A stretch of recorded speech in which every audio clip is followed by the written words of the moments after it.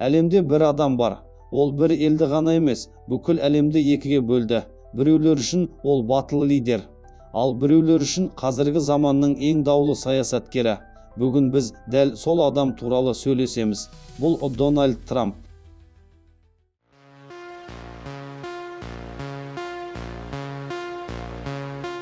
Дональд Трамп 1946 жылы ақш-тың Нью-Йорк қаласында дүниеге келді. Ол саясатқа бірден келген жоқ, алдымен бизнесмен болды. Қымбат ғимараттар, қонақ үйлер, теледидар шоу, миллиондаған аудитория, көп адам оны саясаткер емес, шоумен деп қабылдады. Бірақ 2016 жылы ол ақш президенті болып сайланды. Сол сәттен бастап әлемдік саясат тыныш болмады.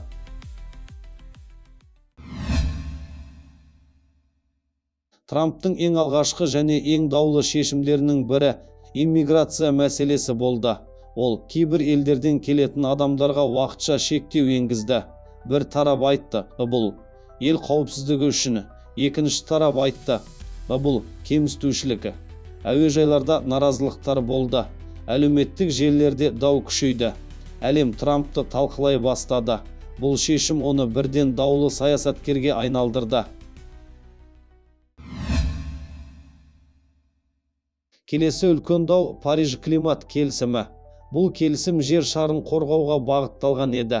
Бірақ Трамп ақшты бұл келісімнен шығарды. Оның ойынша экономика бірінші орында. Экологтар қарсы шықты. Еуропа таң қалды. Ал әлем тағы да екіге бөлінді. Біреулер оны батыл деді, біреулер жауапсыз деді. Трампты ерекше ететін тағы бір нәрсе бар. Бұл Twitter. Басқа президенттер ресми мәлімдеме жасаса, Трамп твит жазды. Кейде бір ғана твит акция нарығын өзгертті. Кейде бір сөз басқа елмен қарым-қатынасты шиеленістірді. Саясат ешқашан бұлай ашық болмаған.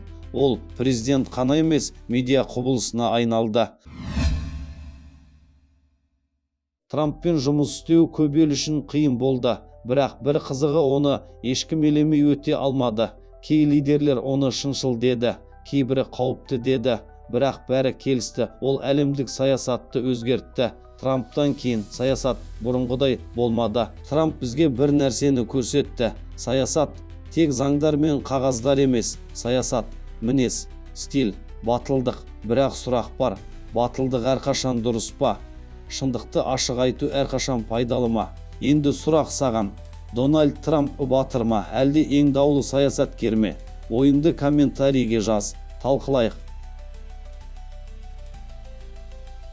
Бұл менің көзқарасым, ал сенің көзқарасың қандай?